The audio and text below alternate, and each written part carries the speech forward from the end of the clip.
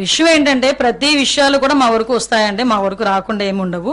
ఇది just official గా వచ్చిన కమ్యూనికేషన్ కింద భావించవచ్చు కదా. ఎందుకు దీనికి ఇంత రాద్దాంతో మాకు లేని ఈగోలు మీకెందుకు అబ్బా? నాకు అర్థం కాదు. మాకున్నాయండి, మా నోటీసులో మాకున్నాయి, మా దగ్గర కూడా రిపోర్ట్ ఉంది. ఆ రిపోర్ట్ ని బేస్ చేసుకుని మా చర్యలు ఉంటాయి. ఓకేనా? ఉప ముఖ్యమంత్రి పదవి అనేది అఫీషియల్ కాదు. అట్లాంటప్పుడు సీఎంఏ సుప్రీము. అట్లాంటి టైంలో పవన్ కళ్యాణ్ ఈ డీజీపీని నివేదిక కోరి మాది ఎన్డీఏ కూటమి అండి. మేము ఒక విషయం చెప్పనా, మీ ఇలాంటి క్వశ్చన్స్ లాస్ట్ గవర్నమెంట్ లో సీఎం ని మీరు అడుగుంటే ఈ పొజిషన్ ఉండేది కాదు ఈ రోజు మాకు. అదే కాదు చెప్తున్నా, ఇలాంటి క్వశ్చన్స్ ప్రీవియస్ సీఎం ని మీరు అడుగుంటే, లాస్ట్ సీఎం ని మీరు అడుగుంటే ఇలాంటి పరిస్థితులు ఇప్పుడు సొసైటీ కూడా వచ్చి ఉండేవి కాదు. నేనేమంటానంటే ఈ రోజు మేము అందరం ఎన్డీఏ కూటమిలో ఏదో రకంగా చిచ్చు పెట్టాలని చూస్తారు. మాకు అండర్స్టాండింగ్ ఉంది, మాకు సమన్వయం ఉంది, శాఖల మధ్యలో సమన్వయం ఉంది.